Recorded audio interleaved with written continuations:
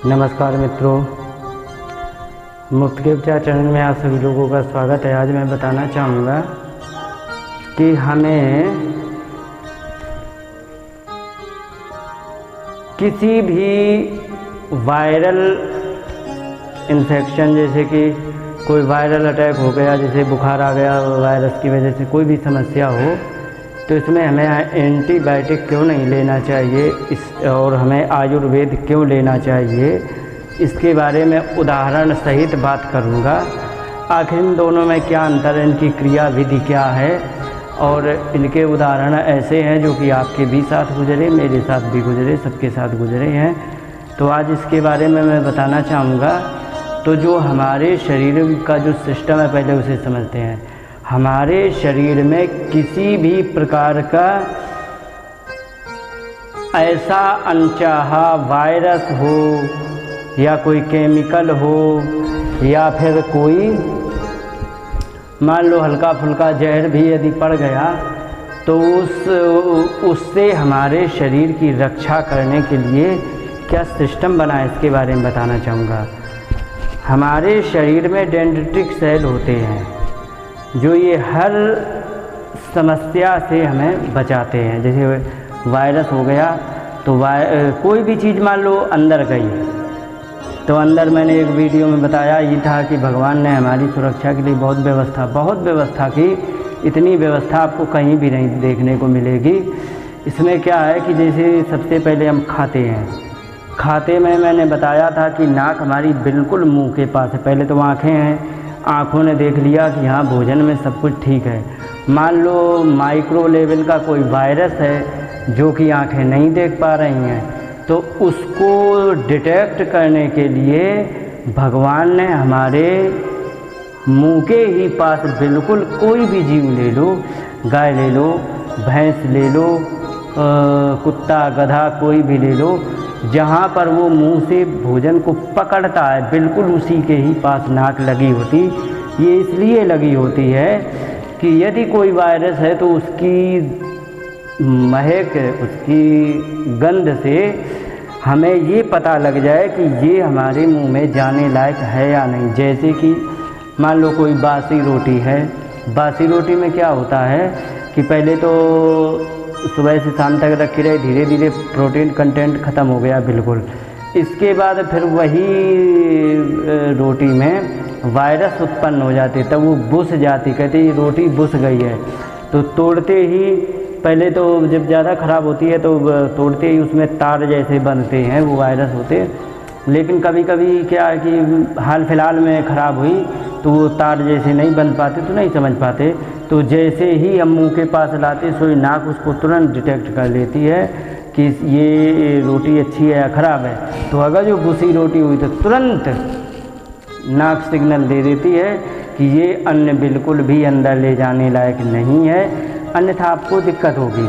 तो फिर वो हम तुरंत उसे हम हटा देते हैं कि ये बेकार है, ख़राब हो गई रोटी, तो उसको हटा देते हैं। तो ये सुरक्षा है। और बाई चांस मान लो तुम्हें जुकाम है, जुकाम में क्या है कि नाक के सेल्स काम ही नहीं कर रहे हैं, उसमें सूजन आ जाती है। नाक में क्या होता है, सूजन आ जाती है। तो सूजन आ जाने से क्या है कि जो सेल्स हमारे उसे डिटेक्ट करते हैं, कुल मिला के सेंसर हैं, ये डिटेक्ट करते हैं, तो वो उस समय सेंसर ये कमज़ोर पड़ जाते, तो उसे डिटेक्ट नहीं कर पाते। मान लो तुमने अनजाने में खा लिया, कोई बात नहीं। अब खाने के बाद फिर अंदर जो हमारे हैं वो एक डेंड्रिटिक सेल होता है जो कि हमारे इम्यून सिस्टम को लगभग 95% वो नियंत्रित करता है। 95% इसके नियंत्रण में हमारा इम्यून सिस्टम होता है। तो इसमें क्या होता है कि जैसे मान लो खा लिया था, वो तुरंत डिटेक्ट करेगा। डिटेक्ट करने के बाद फिर वो अंदाज़ा लगाएगा कि ये जो गया है हमारे अंदर, ये शत्रु है या मित्र। तो उसने जैसे ही देखा कि ये हमारे लिए शत्रु है, तो क्या होता है कि उसने तुरंत टी सेल्स वगैरह होते हैं, तो उसको तुरंत एक्टिव कर दिया, कह दिया कि अब इसको नष्ट करो, इसको खा जाओ, इसको मार दो, नहीं तो बॉडी को नुकसान कर जाएगा, जहाँ हम रह रहे वो नुकसान करेगा। तो फिर उसमें आदेश दिया जाता। अब पूछे डेंड्रिटिक सेल कहाँ होता है, तो डेंड्रिटिक सेल की बात बताएं तो हमारे पूरे शरीर में हर जगह, यहाँ हर जगह पर हमारे पूरे शरीर में ये डेंड्रिटिक सेल उपलब्ध हैं, जो कि ये हमारी हमेशा रक्षा करते रहते हैं। तो ये जो होता है इनका काम यही होता है कि जो भी अनचाही वस्तु जाए जो हमारे लिए हानिकारक हो उसको ये ख़त्म कर दे। और ख़त्म करने के बाद अब कुछ कभी कभी क्या होता है कि कुछ अनचाही वस्तु ऐसी भी होती है जो कि हमारे शरीर में यही बनती है, जैसे कि सेल का निर्माण होता है। तो सेल जो निर्माण होता है तो उसमें क्या होता है कि वो जो सेल होते हैं तो वो सेल हमारे कुछ खराब बन जाते हैं। जैसे 4 सेल बने तो एक आध खराब बन जाते, तो उनको भी नष्ट करने का काम आता है। जब ये खराब सेल नहीं मर पाते तो वही कैंसर का रूप धारण करके वो फिर आगे आप समझते ही हैं, तो कैंसर का रूप धारण करके व्यक्ति को परेशान करता है। तो ये उस सेल को भी मारने के काम आता है, जो बाहर से गया ये उसको भी मारने के काम आता है। तो ये हमारे 95% हमारे उसको इम्यून सिस्टम को नियंत्रित करता है और यह पूरे शरीर में होता है। कुछ लोग ऐसे होते हैं जिनके डेंड्रिटिक सेल कमज़ोर होते या फिर मर जाते हैं, तो उनमें बहुत सारी समस्याएं आती हैं। आप जानते ही है, तो उसका कोई भी सिस्टम काम नहीं करेगा, क्योंकि फिर वायरस का अटैक हो ही जाएगा, तो उसमें फिर कुछ भी हो सकता है। वो क्या कहते हैं, दाँत खाज खुजली भी हो जाएगी, उसी में क्या कहते हैं ये पेट खराब भी हो जाएगा, बहुत सारी समस्याएं, डायबिटीज़ भी, तमाम चीज़ें हो जाती हैं। तो इसके ये है, तो इसलिए ये हमारे शरीर में ये होना बड़ा आवश्यक है। अब ये हो गया। अब मैं बताना चाहूँगा कि जब हमारे शरीर में कोई बुखार जैसा, या जैसे कि कोई स्वाइन फ्लू की बात बता दें, जैसे स्वाइन फ्लू को आ गया, किसी को भी आ गया, हमें आ गया, आपको आ गया, स्वाइन फ्लू आया, तो उसमें क्या होता है कि हमारे बॉडी का टेम्परेचर बहुत तेज़ी से बढ़ जाता है। तो उसमें क्या होता है कि टेम्परेचर आखिर बढ़ता क्यों है, इसका कारण समझ लेते हैं। जब ये हमारे ये अन्य सेल्स को ये आदेश देता है डेंड्रिटिक सेल कि इसे हमला करो, इसको मार के नष्ट करो, तो उसमें हमारे शरीर में क्या होता है कि टेम्परेचर भी बढ़ जाता है। ये सारा ऑटोमेटिक होता है। इसके लिए वीडियो मैंने बना रखी है कि बुखार में टेम्परेचर क्यों बढ़ जाता है, उसकी बार बार चर्चा करे कोई फ़ायदा नहीं। तो जब हमारे ब्रेन से सिग्नल आता है तो तुरंत हमारे शरीर का टेम्परेचर बढ़ने का रीज़न मात्र ये होता है कि जो हमारे अंदर सेल चला गया खराब, बैक्टीरिया चला गया या वायरस चला गया, तो उसमें क्या होता है कि जिस समय हमारा शरीर का टेम्परेचर बढ़ जाता है तो बढ़े हुए टेम्परेचर में वह वायरस निष्क्रिय हो जाता है, अपने ग्रोथ नहीं कर पाता है और ज़्यादा वो लड़ने की सामर्थ्य नहीं होती है। उसी में क्या है कि जो हमारे शरीर में जो रक्षा तंत्र है, जैसे डेंड्रिटिक सेल है, टी सेल है, ये सब क्या करते हैं कि उस पर हमला करके उसको उसी कमज़ोरी अवस्था में नष्ट कर देता है। इसीलिए किसी को देखा होगा कि एक दिन बुखार आया और दूसरे दिन वो ठीक हो गया, बिना दवा के ही वो ठीक हो गया। जैसे कि बुखार आया और जब जिस समय ये हमारा टेम्परेचर बढ़ता तो कहते हैं हमें थोड़ी हरारत जैसी है, थोड़ा ये बुखार जैसा लगता है, तो इस प्रकार का हमें फील होता है। तो उस समय आदमी लेटने का भी प्रयास करे। लेटना क्यों लेटने को प्रयास करता है, इसके बारे में भी विस्तार से बताऊं। क्योंकि उस समय हमारे शरीर में जिस समय ये वायरस से झगड़ा चल रहा होता है तो उस समय हमारे शरीर की ऊर्जा ज़्यादा कंज्यूम होती है और वे सेल्स खा जाते हैं, क्योंकि उसको ऊर्जा चाहिए तो वो लड़ेगा। तो मैंने जो बताया है कि उस समय लेटता है, तो लेटता क्यों है, क्योंकि हमारे शरीर में सबसे कम एनर्जी यदि लगती है तो वो लेटने या सोने में ही लगती है। हमारे शरीर में लेटने या सोने में आधा कैलोरी ऊर्जा पर मिनट के हिसाब से हमारा शरीर कंज्यूम करता है। और जैसे कि बैठ गए तो 1 कैलोरी, खड़े हो गए तो 1.5 से 2 कैलोरी, और जैसे चलने लगे तो 2 से फिर 3 या 4 कैलोरी तक लेता है। और जैसे कि कुछ तेज़ दौड़ने लगे तो ऐसे कैलोरी बढ़ती जाती, इसकी भी वीडियो पड़ी है, उसके क्या बताऊं। तो ऐसे ऊर्जा बढ़ती जाती। तो उस समय जब लेटता है तो वो शरीर यही सिग्नल देता है कि देखो जितनी ऊर्जा है तुम्हारे शरीर के व्यायाम में खर्च नहीं करनी, हमें वायरस में लड़ने के लिए ऊर्जा चाहिए, इसलिए तुम लेट जाओ और हमें अपना ये काम कर लेने दो। तो ये ऐसा होता है, ये सिस्टम होता है। अब इसमें बताना चाहूँगा मेन विषय को कि एंटीबायोटिक क्यों दी जाती है। तो एंटीबायोटिक जब देते हैं तो क्या करते हैं, हमारे शरीर का टेम्परेचर घट जाता है, बुखार जैसा ख़त्म हो जाता है। वो क्यों?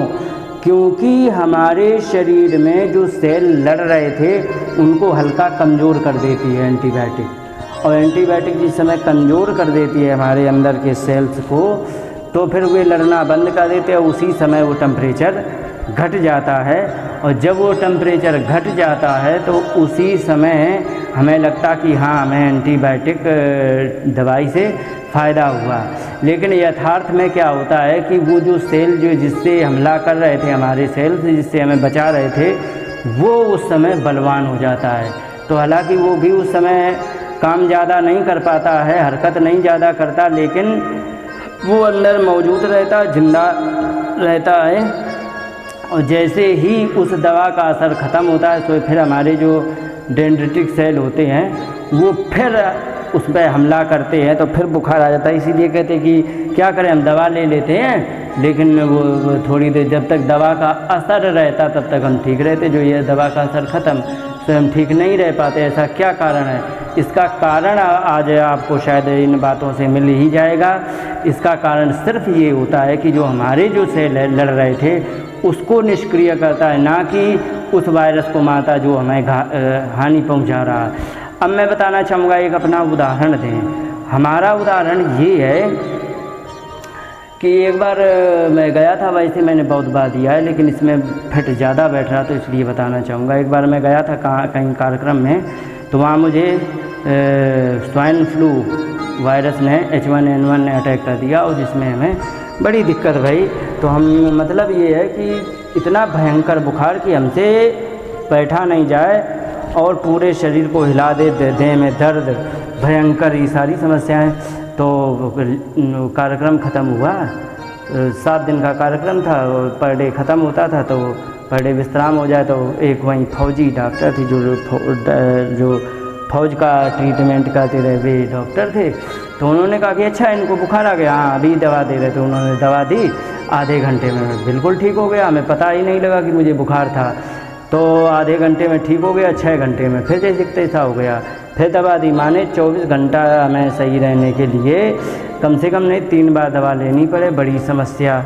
ऐसे कर कर के मैंने 3 दिन काटे। 3 दिन काट करके जब मैं अपने निवास स्थान आया तब मैंने सोची कि यार इतनी ले ली थी कि मैं निवास स्थान तक पहुंच जाऊं, 1-2 खुराक बनी रहे ताकि मैं अपना ट्रीटमेंट स्वयं कर सकूं। मुझे पता लग गया था कि ये केवल क्षणिक लाभ देने का है, परमानेंट लाभ नहीं देगा। तो फिर मैंने उससे दवा ली, फिर हमें बुखार आया, मैंने दवा खाई, घंटा भर बाद आराम मिला। फिर मैंने अपना ट्रीटमेंट किया। अपना क्या किया कि मैंने हार श्रृंगार की पत्तियाँ ली 6-7, उनको कूट करके फिर अच्छी तरह उबाला, गुनगुना मैंने पी लिया। फिर मैं लेट गया आराम से।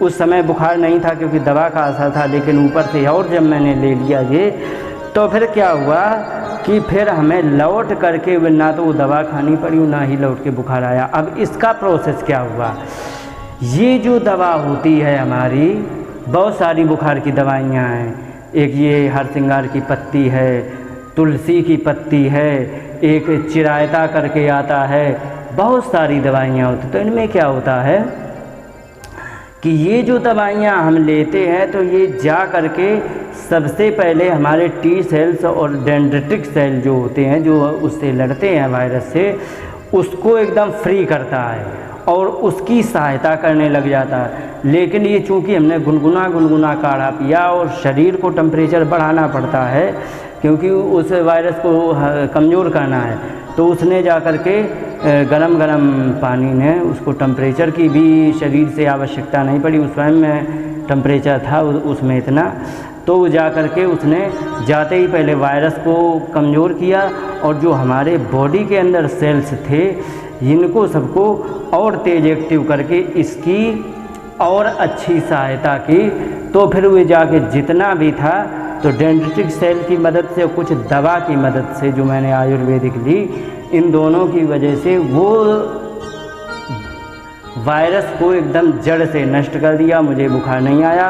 अब ये हमारा तमाशा देखा जहाँ मैं रह रहा था और से लोगों को, तो मैं आश्रम में था, तो आश्रम में कई एक विद्यार्थी बीमार पड़ गए थे, तो यही उन्होंने कहा कि तुमने ऐसा क्या किया जो तुम्हें बुखार नहीं आया दोबारा। मैंने बताया कि ये पड़ोस में है ना एक पेड़ लगा हार सिंगार का, तो कहीं फिर मैंने कहा कि उसके 6-7 पत्तियों का काढ़ा बना के कूट के पी लिया था, बस एक बार में ख़त्म। तो उन्होंने क्या किया कि वहाँ से काफ़ी तमाम पत्तियाँ 200-250 ग्राम मंगाई और उसको काफ़ी 5-6 लीटर पानी में उबाल करके जो बीमार थे उन्हें भी पिलाई, जो नहीं बीमार थे उन्हें भी पिलाई, सबको पिला दी कि मान लो किसी के पास, और एक बार याद उन्होंने पिलाई, 2 बार की तो ज़रूरत ही नहीं पड़ी, कि सब के सब ठीक हो गए। इस सिस्टम से कई जगह पर फिर उसका प्रचार हुआ, तो कई लोगों ने ऐसे ठीक किया, वो सबका हुआ। तो इसमें क्या होता है कि ये सब हमारे ठीक हो जाते। अब ये हमारे सेल जिंदा रहें तो हम मजबूत हैं, और अगर जो ये सेल मर गए तो हमारा सिस्टम ख़राब है। तो मरे या ज़िंदा रहे इसके लिए क्या है, अगर जो ये सेल को हम जिंदा, अगर मैं माइनस पॉइंट बताना चाहूँगा, नेगेटिव पॉइंट, उससे आप प्लस पॉइंट समझ जाएंगे। अगर जो हमारे सेल मर जाते हैं तो क्यों मरते हैं ये सुनो। सबसे पहले केमिकल को लेने से, केमिकल के नाम सुनो, कोल्ड ड्रिंक पियोगे पूरे केमिकल हैं, और कोल्ड ड्रिंक में पूरे केमिकल हैं, और क्या कहते हैं ये शराब में तो केमिकल है ही, और इसके बाद परफ्यूम जो हम लगाते हैं ये पूरे केमिकल हैं, शैम्पू जो हम लगाते हैं इसमें भी पूरे केमिकल हैं, और सैनिटाइज़र सच कह रहा हूँ, सैनिटाइज़र यदि आप अधिक लगाएंगे तो इससे डेंड्रिटिक सेल मर जाएंगे। सैनिटाइज़र से अच्छा ये होता है कि आप किसी साधारण साबुन से, नहाने वाले साबुन से हाथ धो, वो ज़्यादा अच्छा है। सैनिटाइज़र बड़ा घातक है। वैसे तो मैं इन चीज़ों को कभी प्रमोट नहीं करता हूँ, लेकिन एक के घर पहुँच गया गलती से, उसने ज़बरदस्ती, क्योंकि भाई क्या करें, ऐसी उल्टी आंधी चली है कि भैया सब कोई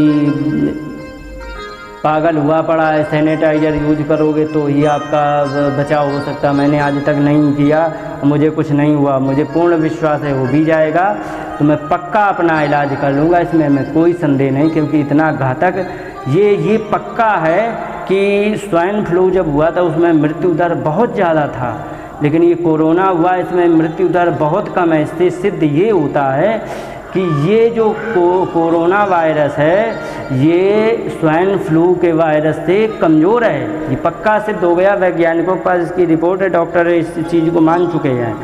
क्योंकि इस वायरस की एक और विशेषता देखी गई, जब सामान्य लोगों में सबका सैंपल लिया गया तो 30% उसमें ऐसे भी लोग निकले हैं जिनको कोरोना का अटैक हुआ और वो ठीक भी हो गए, उन्हें पता भी नहीं लगा और वे सही होकर के अपने काम पे लगे रहे। जब उनका टेस्ट हुआ तब उसमें वो एंटीबॉडी उसमें पाया गया, तब उन्होंने जानी कि अरे इसका शरीर तो लड़ चुका है, क्योंकि उसका जो शरीर में लड़ने का जो हथियार था वो तो इसके अंदर पाया गया, इसका मतलब इसका शरीर लड़ चुका है और ये इस समय नेगेटिव भी है। तो मतलब ये है कि इसके कोरोना, ये कहने का मतलब ये स्वाइन फ्लू का वायरस ज़्यादा घातक था, ये कम है। तो मुझे जब स्वाइन फ्लू जैसे को मैं मार सकता हूँ तो फिर ये कोरोना जैसे को भी मैं हराना मुझे बहुत बड़ा काम नहीं लगता है। इसलिए हमारे लिए कोई बड़ी बात नहीं है, कोई हमारे लिए कठिन अभियान नहीं है, हो भी जाएगा तो फिर मैं इसको अपना ठीक कर लूँगा, इसकी हमें कोई टेंशन नहीं है। अब इसके बाद मैं बताना चाहूँगा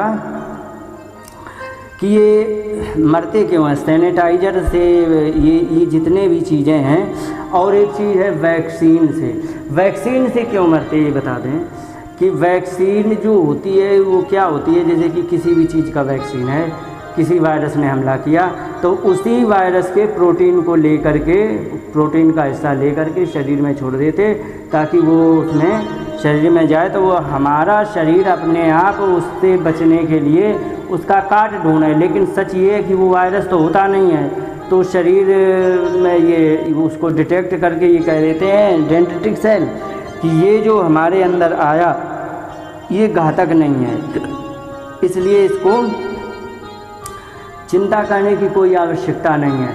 तो वो हमारा एंटीबॉडी नहीं तैयार कर पाता है, लेकिन अगर जो हमें अब हमारे एंटीबॉडी क्या बताया जाए, आयुर्वेद एक ऐसा विकल्प हमारे सामने है, तुम बीमार हो तो भी इलाज करो, नहीं हो तो भी करो। जैसे कि इस समय कोरोना वायरस चल रहा है, कोरोना वायरस का इलाज जिसको है वो भी पहले से कर ले, और जिसको नहीं है वो भी कर ले, तो जो जिसको है वो ठीक हो जाएगा, जिसको नहीं है वो बीमार नहीं होगा।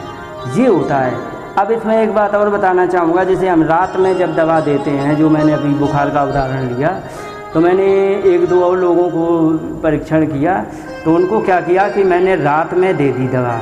रात में जब मैंने उनको दवा दी तो सुबह एकदम फ्रेश मिले।